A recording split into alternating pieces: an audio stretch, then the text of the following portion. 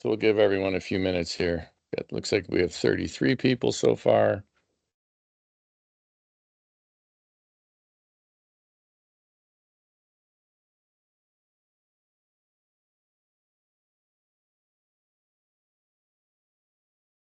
As people might be able to guess, I'm not in New Jersey right now or Minneapolis. I'm actually at a family lake place. Where's your family lake place, Dean? So we're in Northern Ontario on the North Shore of Lake Huron. Sweet. It's a place my family's been coming into since, I guess, 1912, something like that. So, yeah. So most summers I try to get here, just about every summer. I was sort of on vacation last week here, and then this week more of a work week. And then I'll be home, head back to the dirty Jers on Saturday. So let me just make sure I have the agenda handy.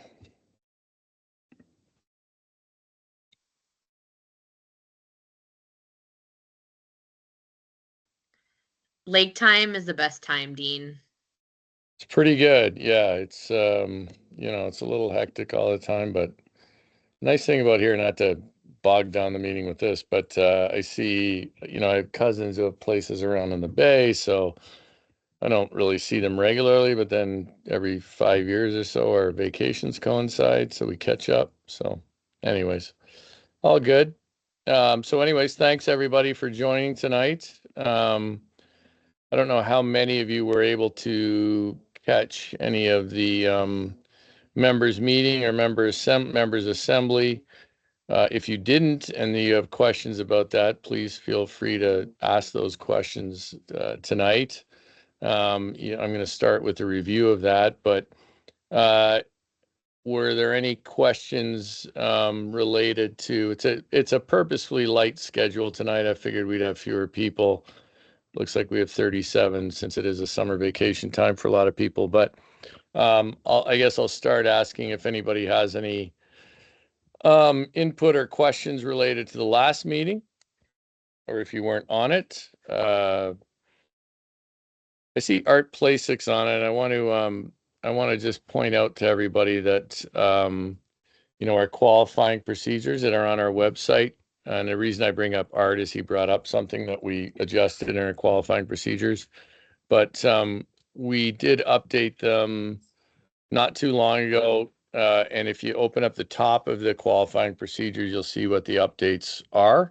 So those are available under championships. You go to qualifying procedures for this year. I think the two changes that club council reps will want to be aware of is that we've changed the citizenship requirements for seniors and mixed fours because World Curling doesn't require our representatives to be citizens. We're following in line with that. You have to be a resident for at least 2 years of the United States. But juniors, World Juniors, World Mixed Doubles, World Men's and Women's still required be a U.S. citizen because those are on the track to the Olympics, where, of course, at the Olympics, you can't just be a resident of a country. But if you have people who are residents of the United States but not citizens, those two events are open to them. And that falls in line with the way the World Curling rules work for those. The other thing that Art pointed out, I hope I didn't bring this up in another meeting, but somebody flagged me down if I did. But the other point is that there's no World Mixed Fours in 2025. So if you win in 2025, you won't go to a World Mixed Fours. And just want to make sure that people know that. So we're not going to sort of go where somebody would go the following year. So it'll just be next year if you win the U.S. Nationals Mixed Fours. That's sort of the end. There won't be Mixed Fours, and then I think the Mixed Fours will come back the following year. So they've decided not to run World Mixed Fours in the Olympic year. So a couple things on that. The other thing was the members meeting. if there's any input from anybody on that, but highlights sort of the members' meeting. We voted in, and I know Dick Dawson, our secretary, is on as well. We voted in a number of new and returning member clubs, which was exciting and great to see. And the membership also voted to have the Grand National Curling Club as a recognized regional association. So that corner has been turned, I guess. So that was exciting. And now, so we won't have, for people who are in the Grand National and elsewhere, one thing that point of clarity that you might get asked about is that for the past 2 seasons, we've had at large essentially as a representative at regionally based playdowns. We won't have at large this year. Grand National will run the playdowns, those 4 regionally based playdowns, and those teams will be Grand National representatives. Just so people know, at large has always been intended to really be a sort of a temporary catch-all for clubs that aren't sure of the right regional association for them to join just by their location, et cetera. So, and typically even those clubs in the past, if they wanted to play in a regional playdown, would ask to play in a regions playdown.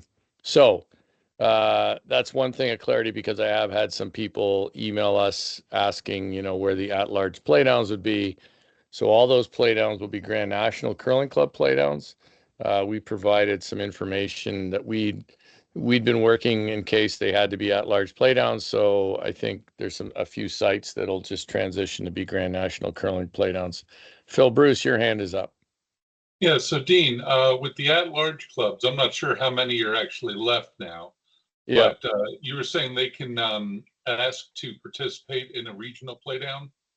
Yeah, that's how it's worked in the past. We've had very few at-large clubs over the years, Phil. It's typically been, it's typically been some of the Western clubs, for instance, that are sort of remote and may not have a club to a region that they're not sure exactly which region makes sense for them. So we've never really done at-large playdowns until the last 2 years. So, Well, my question at that point would be, if an at-large club plays in a regional playdown and they win, yeah. Is that region now excluded, or can they send a second place team from their region?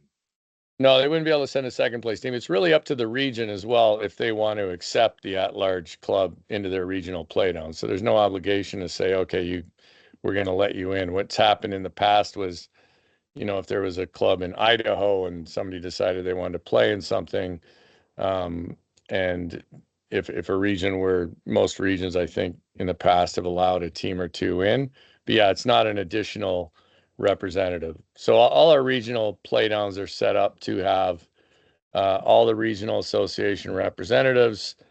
I'm trying to think of all of them. I believe, I'm just going to double check myself. They all have a host club spot. And then we go to either some have, like Arena Nationals, we're having defending champions come back. That's the only one that's happening in. The other ones, we go to a fill policy based on the number of entries per regional playdown. So, yeah. So if you had an at-large team in your playdown and they won, it doesn't mean you get an extra spot. Oh, the other question is, if an at-large team plays in one region, can they play in another if they're not satisfied with their result?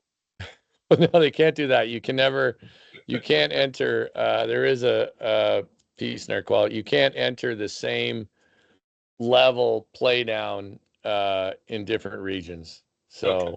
yeah. Well, now that Phil has identified all the possible chicanery that could go on, so yeah, that's a rundown on that. So that happened at the members meeting. We had a robust, I think, slate of programming. I don't know how many on this call were able to be there. I know Bernie was there, but he was busy selling merchandise on our behalf, so he didn't get to take part in a lot of the activity. But we do think that, and we're doing some surveys to see what people think. But we do think that the approach this year of having courses and certification opportunities, we did the coach conference, we did level 1 and level 2 course conductors classes, we did a level 2 class, we did, and Lauren's on the line too. She could probably correct me. We did officiating. We launched our first game scoring certification class. So, and that seemed to have been well received. That's going to be part of our new analytics certification. That's sort of step one. Um, and in the midst of it all, we also had the mixed doubles pre-trials underway, where we qualified 4 teams for the mixed doubles trials. And we even managed to induct Team McCormick into the Hall of Fame and reward Brian Bessard, who I don't know if Brian's on or not, but he was our Volunteer of the Year, and a few of our other 2024 Excellence Award winners. So it was a full weekend, and thanks to anyone who attended, and thanks to staff and volunteers who helped make it possible. So we'll get survey results on it, and go forward from there. We have talked to Curl Vegas about being a possible host next year. I think if we did it in Vegas, we probably wouldn't want to do it. Just from my brief look at the weather this past week, we probably wouldn't want to be in Vegas in middle of August. So might be a little later next year. But yeah, I think overall we were pretty pleased with it. But we'll wait and see what sort of feedback we get as well. Any questions about that? Oh yeah, here we go. Lacrosse. Yes, Robert Richardson, most deserving. Yeah, we're happy to honor Brian as a Volunteer of the Year. Just so people know, we have a recognition committee. They do the Excellence Awards, and the Excellence Awards. There's also voting for those as well. And then Volunteer of the Year, and then they also manage the Hall of Fame nominations. So. Yeah, I think one thing we were discussing in that in the future, it's a little crowded at Chaska. It's not like there's a lot going on. And I do feel like in the future we might move those awards to the members meeting, when more people can attend online, and we can recognize the winners at that. So always looking for ways to sort of improve what we do there. I see Dustin from Sioux Falls has his hand up. Go ahead, Dustin. Hey everyone. So maybe this is a dumb question, but did you used to do the programming and all that stuff around the members assembly, or is that brand new this year? No, we always had members assembly programming, but it used to be what we used to do was more we did a lot of seminars on building club membership, and we would have some of our national team athletes tell people what they're doing. So there wasn't really an opportunity to take a course and get certified in something. There were certainly educational opportunities, and we might include more of those going forward. But I think the idea of actually coming for one of our courses, we used it to launch a couple of things, including our coach certification. So I think that's where we'll lean. Quite frankly, I think the things that we used to do at the members assembly are we can do a better job of, throughout the year with meetings like this one, and make the members assembly. If you come to it, you leave with some kind of certification, whether it's coach certification or officiating or anything else like that. And also just a good opportunity to get people who were interested in those things together. So yeah, one thing we had skills sessions, 45-minute skills sessions, and we had, I don't know, maybe we had 9-10 people signed up, but we thought they would be more popular than they were. So we're going to look at those and see. It might have just been a matter of timing. I think a lot of people who would have taken those were actually in the midst of another course. So we'll look at that and see how that could work better. It was nice to have the mixed doubles pre-trials underway. I think obviously we're not going to have a mixed doubles pre-trials every year. So one of the things, and I'm certainly open to any ideas in this group, but if we could work some kind of bonspiel into the programming would be great. Obviously, we don't have a ton of time to do programming and a bonspiel and everything else, so it will take some creative thinking, but I think that would be great.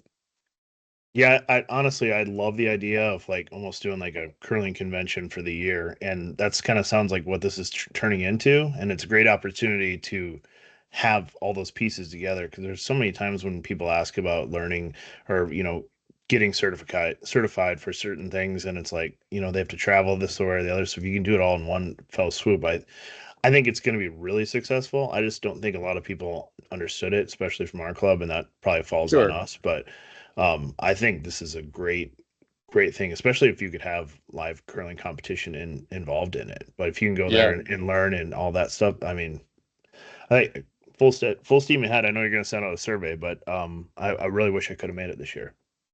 Well, that's fine. We'll have other chances for you, Dustin. And it doesn't mean, by the way, we're not going to, we still want to roll out like even this coaching class and conference, that will be something that we offer around the country.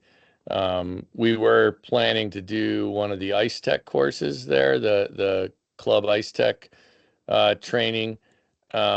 But that wasn't super popular. Partly it had to be over at Four Seasons in Blaine. I think maybe some people didn't love the travel. And then the other element of that was that we just done one in Minnesota, the first one at the end of June. So that could be part of it in the future, although that comes down to making sure we have, ice availability and everything else. So continue to do those, but I think, it'll be, it certainly, I think there's promise with the way we did it, and we'll continue to work on it. Steph Dowell attended the delivery analysis course. I know there was uh, Colin Powell, Colin Huffman. I look at Steph Dowell and Colin Huffman, I turn into Colin Powell. But Colin Huffman ran a sweeping course for one student, so that was very good for that one student. But I really think the problem was we had them at the same time as other stuff was going on. So we'll see what we can do to adjust that. But yeah, all in all, I think it was successful, and we were pretty happy with it. Even as I said to staff and others in the run up to it, it felt like we were juggling chainsaws. But hopefully it should get a little easier now that we have a bit of a formula. Any other questions on? Yeah, you're right. Actually, a lot. Jeff Pelche says the people who want those certifications may not be club presidents and who typically attend. Ideally, the members meeting, by the way, was, certainly we had people in the event center at Chaska in person, but majority was online. We're also pretty happy with how that voting process went. It was all basically voice voting. Um, I think if we have votes that we think might be more contentious, we have a platform that Dick Dawson has been working on that we would use. But in the interest of brevity, it felt like we didn't have to do it at this one. So yeah, all told, pretty good. Michael, you've got your hand up. How are you doing? Good, thanks. Just want to know, I'm assuming that we're going to see in the next few days or weeks the minutes of the meeting and the member assembly on the website. Yeah, you will. Yeah. Dick just shared those this week with us. We'll look at those and get them up. Okay. And it will include the presentation that you did as well? Yeah, I mean, I could probably just add it to the minutes, Okay. my deck, and then it's also available. It is on YouTube, so if you want to watch it again because Okay. it wasn't exciting enough the first time, you can do that as well. So it's there. That was a good one, but I want to make sure that the board of the club has a chance to look at it as well. So, Sure. Yeah, appreciate that. okay. Thanks, Michelle. Thank you.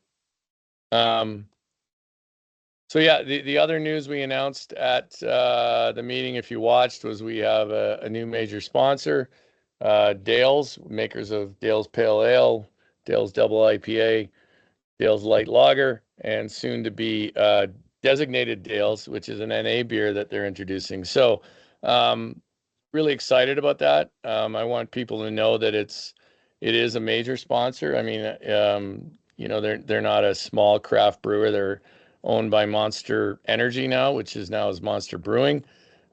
So, and we have a great we've made have a great relationship with Ken from Dales, and we're really looking forward to rolling that out. And part of that, a big part of that rollout is going to be at the member club level, where you know, obviously, and Dales knows this. They, you know, we said, hey, we don't own member clubs. We can't tell them, you know, what beer to serve. But I think that member clubs will be happy to meet with Dale's representatives and find out how they can benefit the club. Now they can't just give clubs free beer. Apparently, alcohol, tobacco, and firearms doesn't love that. So, but there will be a number of things, and they are distributed in 49 states. In a lot of locations, their distributor is either Miller Coors or Anheuser-Busch. If it's not one of those, if it's not a, you know, AB or InBev or Miller Coors, it's likely to be a craft beer distributor that your club already uses. But yeah, so there's going to be lots of stuff around that coming in the next few weeks. We'll have a more official announcement coming out. We're working with their PR team. We're planning things like Dale's Shot of the Week that member clubs can send in. They're talking about creating a Curling Rock tap handle. They really want to leverage the sponsorship within clubs. So they're going to be going out of their way to do that. And we'll probably be facilitating some introductions. So if you know the bar manager at your club, certainly make sure they're aware of this relationship. It will be they'll be the official beer of USA Curling. And like I said, they have they have 3 beers in the Dales line, and then they're coming out with Designated Dales, which is their NA beer. So yeah, it was exciting stuff. I've always said that USA Curling should have had a beer sponsor for some time. So it's good to have that one, and we're moving on to some other. Well, we're hard at work in other categories too, so we'll continue down the path. It's a 3-year deal, so you know, we'll be working pretty hard to make them feel really good about it over the next 3 years. Any Dean, questions on that? do you know if they're going to be doing any curling specific branding, like, or can wraps or Yeah. anything like that? It's funny because in our meetings with them, Jennifer Chesky has always said, if you did a curling can, it would sell like crazy. And so they may do that. I think we might see something like that happen closer to the Olympic Games. You know, when they'll be looking to do some things to leverage curling without infringing on Olympic trademarks. But yeah, that's one thing that's been discussed. Obviously, presence at 7 national championships. Just for what it's worth, anybody on here with junior curlers, the contract, and this was under their direction and ours, but under their direction was that it specifically carves out that they're not a sponsor of U18, U21, and college. So just so people know that. Now that doesn't mean that whatever host club hosts those events can't serve Dales, but they won't be a presence at those like they will be at other championships. But yeah, we're actually going to meet with their brand team. I think the plan is to meet with them next week and start working on some ways to really leverage this. Now there are certain specifics in the contract, so we're not, you know, the deliverables, and then we'll work on some other things. Yeah, I know that beer in Columbus that does the Bonspiel Porter. I'll tell you what, Jeff, I'll have to have some Dales in there. So, but good news is it's actually really good beer too. I mean, not actually, it's a good beer if you like beer. So yeah, in terms of Dustin partnership with Monster, the contract is actually with M Brew Co., Monster Brewing Company, but it specifically carves out just those, and this is, we wanted it that way, just carves out those brands. If they want to expand it to other brands or they want to expand it to Monster Energy drinks, we're going to want them to pay us more money. So right now it's just the Dale's brands. So, but yeah, yeah, it was great. Ken, our contact on the marketing side there, originally from Scotland, he sort of got curling. And even anybody, excuse me, who was at the members meeting, their rep was there on Saturday. We did a Saturday social, and the Minnesota rep for Dales was there. We got it into Crooked Pints. Yeah, obviously they are interested in being. Bernie says I like beer, so obviously they want to be a member. They want to be a presence in clubs, and I think clubs will find that they'll do extra things for them. They've talked about everything from, doing a beer tasting at a bonspiel. That's something they can do, so in a way provide free beer without running afoul of ATF laws, et cetera. So there are certainly ways that they can be a presence at clubs, and we're looking forward to helping them do that. So that was the big sponsorship news, and I'm hoping we have a few more to announce in the coming weeks. Just if people ask you your club, I mean, sponsorship is a journey with everyone, but I think as we continue to add more brands, it makes it probably easier to get brands in other categories. So we'll keep plugging away at that. And then the other thing I wanted to talk about was membership tiers. And we don't actually have this on our site, but you're getting a bit of a sneak preview. So last year, under the new model, we had youth, youth basic, basic. So that was $25. We had a premium membership. We called it at 50. We had the competitor membership at 100. And then we had a gold membership at 500. So we wildly outperformed our projections at the basic level. We did much better there than the projection. We did far better on the competitor membership projection than we had versus projections. We did not do as well as we'd hoped on premium or gold. So we're going to try a little different tack on those. We're going to get rid of premium this year. And we will offer, so we'll go 25, then 100 for competitor. The coach is going to be a separate membership now. It was sort of combined with competitor. It's going to be a separate membership at 125. And that extra money is really because we've added coach education modules, the coaching conference. We're going to continue to add more coach education, and we'll continue to provide the free background screen, which is $30 value. I think there's more value in the coach membership than the competitor membership, and it will also help delineate it. One thing people might say, oh, why are we making our coaches pay more for a membership? Well, the reality is most NGBs, we have some responsibility to make sure that people are in coaching, really want to be in it, really want to be invested. Some would tell you that's an athlete health and safety issue as much as anything. But I don't know if there's anybody on here besides Dick who took the coach conference, but it was well received. We have more education modules coming out, and the coach conference we did in Chaska, we're going to run that at some other places around the country this next season, sometimes right before, like for instance, we have a junior qualifier in Vegas in December, and we're looking at, do we offer that coach conference or something else the day in advance of that? So more to come there. Then the other thing we did was we added a silver membership at 200 with a list of benefits that we hope people find attractive. And we've certainly put some work into figuring out how to make those things better.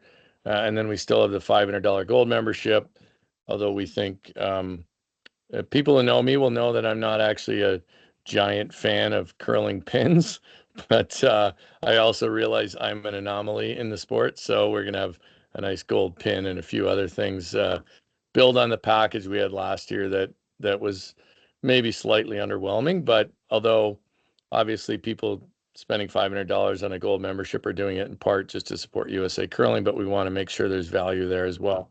So that's the membership tier plan.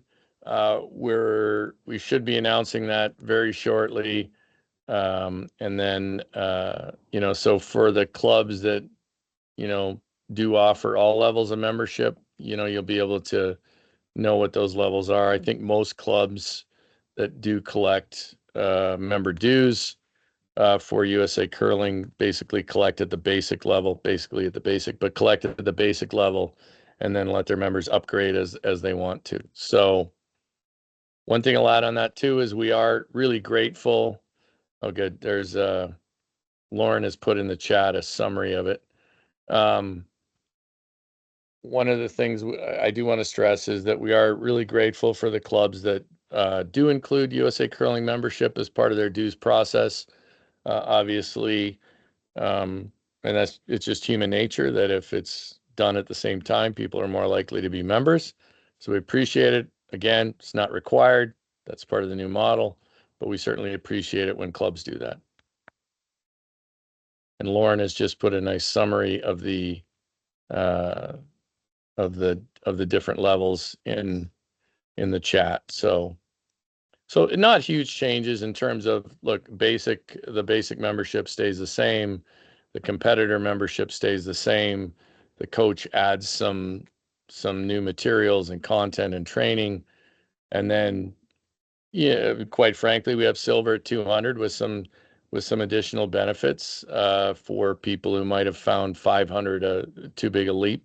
So we hope that maybe we can find some people there as well, and make sure that if they spend 200, they feel like it was worth it. So there's some benefits related to nationals and discounts on merch and free shipping, etc. So last thing I'll say on membership, we are going to do a better job this year with fulfillment on the bag tags and the member ID cards. We didn't do that really well. We'll have a new vendor this year, and that should come off a lot better. We may look at just doing bag tags versus the member IDs. It seems like the bag tags were what people really wanted versus a member ID card. So we'll have news on that. The one thing with the member ID card is it's what they call variable data printing.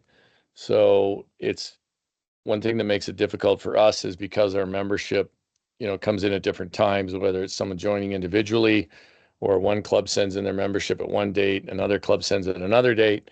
Hopefully by November 30th, everybody, but still different timing. So we were sort of batching membership and then getting ID cards ran. So ID cards might be more problematic versus being able to say, okay, we can mail out the bag tag and the note and without having to do variable data printing for a batch of new members. All right, I'm going to stop talking because I feel like I've talked nonstop here. And throw it open. Any questions?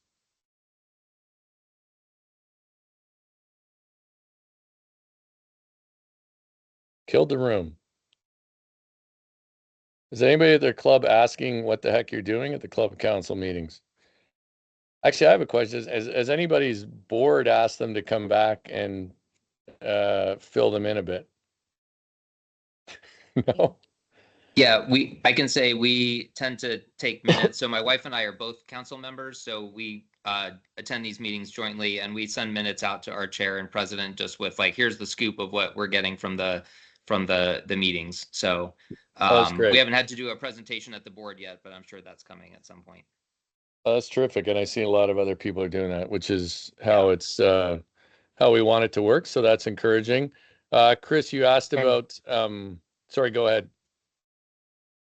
Dean, yeah, we bring the minutes back to the board, and in fact, my wife is at the board meeting now while I'm doing this. So oh, great, double tasking. And right. I have a question earlier when you said new eligibility rules for mixed and seniors. You can be a resident. Is there also a provision on how many years since you played for another organization or country? Yeah, that's within World Curling's rules, and I think it's 2 years. I'd have to double check, but yeah, I think it's 2 years from representing another country. So that's yeah, that's what I thought as well. So I mean, that doesn't affect too many people, but you know, certainly if other countries are, you know, sending all their curlers who are residents, I think it's a good thing for us to do. And of course, I think we all there's a lot of member clubs where there's some big contributors who aren't U.S. citizens. So Yeah. It's come more into play with some of our smaller play downs, like with some of the emerging countries. yep, Like let's say the Filipina or the Mexican or Team India, those groups may play for them for a year and then come back and want to play in one of these play downs for US. So sure. So a couple of things. Chris Klingheimer asked about board training. There's some things we can share. Chris, one of our agenda items too is to develop a club operations certification. So it's just a course on what happens when you become a board member, what goes into running a curling club. So we use board span for our own board members, board span training, and I'm not so sure. I'm gonna have to follow up on that because I'm not so sure that we, as an NGB, I'm not sure, you know, it's paid for by USOPC. We may be able to share that. So let me get back to you on that. I'll add it to our notes from this meeting because I think it would be a good idea. Happy to see that people think ID cards might be superfluous. I do think maybe the idea of recognizing longtime members is a good one. We have never been very good at recognizing continued support, so we'll take a look at that. We are making the I directed I was talking to our staff today about the gold member pin, and I said if it is, I'd rather it be gaudy than subdued. So we're gonna make the gold member pin really look like something. So, um, yeah, that's a good thought, Chris. Dustin asked about the Toyota deal is over. Yeah, that was, and we're not alone. They dropped a number of NGBs really last year, and then we sort of eked out a 1 year licensing deal where they used our logo at their car show activations. But we're looking. Yeah, Chris, would love to have you on the financial aspects of that club operations certification. I think it would be helpful, especially when people maybe get on a board and are a little unclear about how some curling clubs operate. So that would be great. So you might regret that, Chris, but yeah, we might have you developing the financial aspect of it. Yeah, treasurers. I always say treasurers are the most important board members at a club. I was a club president. I always thought the treasurer had the most thankless job, and a super important one, obviously. So yeah, club operations definitely something we want to do. Love the idea of anniversary pins, and like Lauren says, it's great that people are reporting back. And certainly, you know, this is two-way communication. So, uh, you know, make sure your board feels like they can tell you something that'll come directly to this meeting. So, um, you know, we do try to have that communication elsewhere, but this group is a great way for us to learn either what people are happy about or ticked off about. So we're happy to hear both. Yeah, Bernie, we're gonna make that gold pin just obnoxious enough for you. Michelle, you have your hand up? Yes, coming back to what you just said about the certification for the board and documentation on how to do it, it would be nice to make a difference between a new club that's just starting up or in the what I would call the infancy of the club versus a club that Yeah. has been established for 10, 15, 20 years with dedicated eyes. That makes a lot of sense. I'd agree with you on that. And we'll probably we will probably lean on our arena club working group a bit for the arena club side. But yeah, I think that's absolutely right. I don't think there's a one size fits all in general, but certainly there's some broad strokes things we can do. But yeah, it makes a lot of sense. Thanks. Phil mentioned last time there was somebody had a question about I guess a chiller company or and Phil says he's working with them right now and he's happy with them. He had the most experience of anyone I knew with them. I talked to Sean and he wasn't familiar with them. So doesn't mean they're bad. He just wasn't familiar.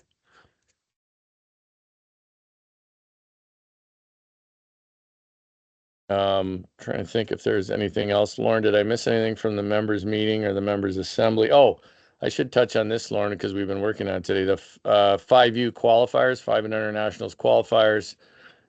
We think we have our list of 23. We had a couple questions for a couple of the spiels that had applied. So we're hopeful we announce that either this week or very early next week. Initially, when we did the application, we said we'd announce them by the end of August, but if we'd like to do it earlier. I know people are interested in that. Just so people know, we had 30 spiels apply to be qualifier bond spiels this year, and we have room for 23. So there's 23 qualifier bond spiels, plus the host club gets a team at 5 and under nationals. So a few spiels will maybe disappointed. What I would say to you is if you're at one of the clubs that applied and their spiel isn't going to be a qualifier, that, we will look at this every year. And there's certainly a thought that, we do a few rotations in and out. So the real idea is to build the 5 and under bond spiel ecosystem. So yeah, it was great to see the number of clubs doing 5 and under bond spiels. Oh, one other thing on that too that is in the qualifying, and I forget I just said something. I can't tell someone has their hand up, but come right back to you. On the 5 and under bond spiel on the 5 and under nationals qualification procedures, we did adjust the must be over 21 rule to a player will have to be 21 by the time they're playing in their first qualifier event. And versus we had actually lined up the date the same as U21 junior qualifiers. It was pointed out to us by some of our clubs in developing areas that it's really tough for some of their juniors to get onto teams and games. So if we let a few in who are just turning 21, could actually probably still play another year of juniors that year, but will be 21 at the time of the first event. We think that was a good compromise to make. I think somebody was just about to say something before I interrupted them.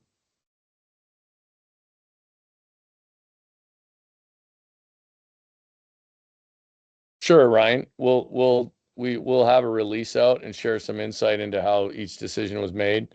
I can tell you there are a few things driving the decisions this year. Some are consistent with how we've always done it, but one certainly is number of teams in a spiel. We favor the spiels that have a record of having big fields. So obviously there's an advantage to spiels that are more established and have a record of having more teams, but we also want to make sure we have geographic distribution. So we don't want just spiels in one or two parts of the country. So we think we have pretty good coverage. So at least, everybody in the country will have a spiel within relatively easy travel distance. And then the last key part on that is, we are committed to increasing the numbers of women playing our sport. And one thing we haven't had is many 5 and under qualifier bond spiels that were just for women. So we'll be adding a couple more of those this year. And we think that that's a good decision.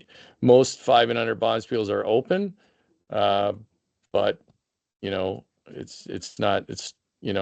obvious thing that happens is that at our nationals, a lot of the teams are 4 men. So the reason we don't have a women's and men's 5 and under was because it's expressed to us that a lot of women in that category can't put together a team to play regularly. They don't have enough women to do that. So that's why we don't yet have a men's and women's 5 and under nationals. So one day I hope that's how it goes. But right now we're not there yet.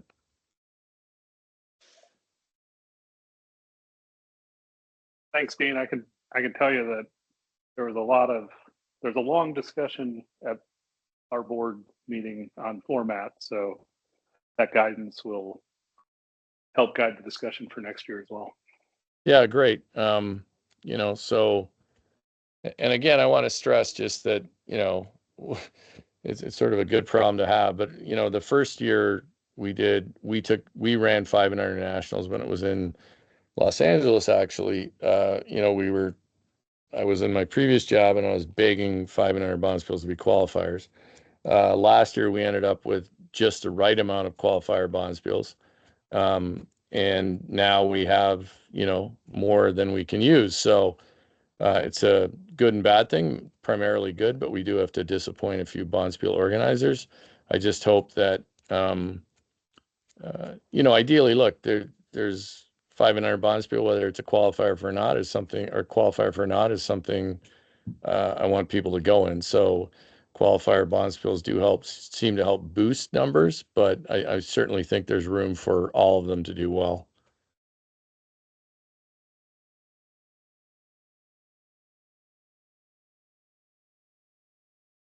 I'm descending into darkness here, I realize, but I don't want to get up and turn the light on. So with that, it's 8:48, and all of you are on your summer break from curling, unless you're at an arena club where you're in the midst of curling right now. But I'll probably wrap it up in here unless somebody else has something else they want to add. Hey, Dean, our president mentioned that there was I wasn't quite clear on her email, but something about a $5 like 1-day membership kind of thing for like learn to curlers. I was wondering if you could just share a little bit more about that and how that all would work. Yeah, great. Thanks for bringing that up, Jeff. It was mentioned. I mentioned that at the members meeting. So we haven't, formulated exactly how this would work, but one of the things. So there's two things. One, when I talk to sponsors a lot, they ask how many curlers there are, and we have, right now roughly 20,000 members. Let's say there's 25,000 curlers who step on the ice every week for league play somewhere. But I'm convinced we have at least 100,000 people step on the curling ice once a year across the country, especially, an Olympic year, probably more than that. So the thought we want to look at is how can we capture some information about those people? And then 2, how can we help clubs market to those people? So if we can get the information, and then we as a national organization can send things like follow-up emails to that group and say, hey, we know you tried curling. Don't be afraid to try it again. They're generally going to go back to the same place they tried it. And even if they don't, it's not the end of the world. So that's sort of number 2. And then number 3 is we're working with our insurance provider to see what kind of participant accident insurance could come with a $5 1-day or, daily license membership. Doesn't, clubs still have the general liability coverage if you're a member club, but having, participant accident insurance for someone in an event would probably add an extra layer of security. So if someone was hurt, they could draw on that. But that's the thought behind it. It's going to be entirely optional for clubs to, they're certainly not going to be required.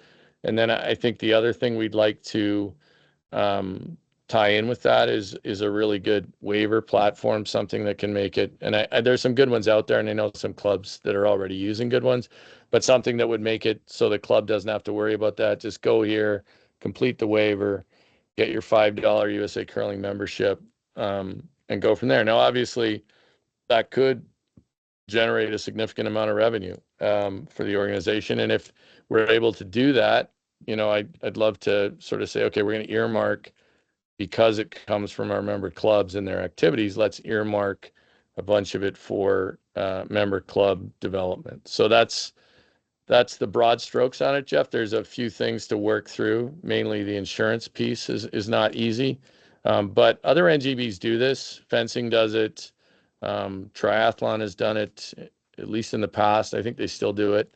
And if you can imagine, suddenly our mailing list, our email list could go from, could triple in size. and we could be sending those people reminders about, get back out to the club where you tried before. They'd still love to have you out, blah, blah, blah. So we think there's a lot of upside to it.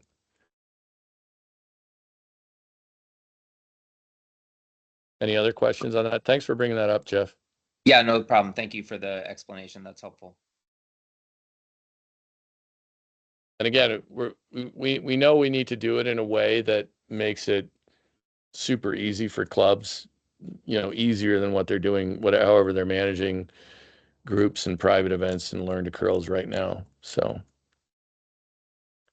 I love the people like Jeremy who never stop curling. I understand that. All right, so that was a great extra thing to bring up. I don't think I've missed anything else that I really wanted to cover tonight.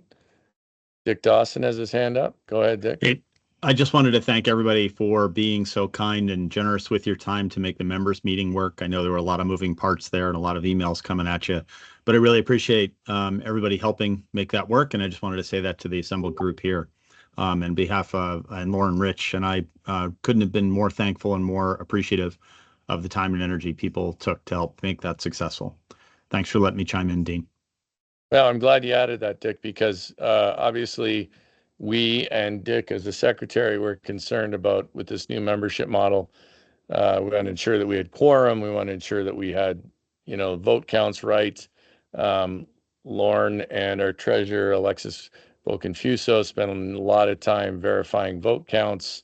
So all in all, I think, grateful to all the clubs that stepped up and helped make it work in year one of this new model. All right, with that, thanks, Jeremy, and thanks to everyone who participated, and thanks for all you do. Thanks for spending 54 minutes of your time on a summer evening with this call. It's much appreciated.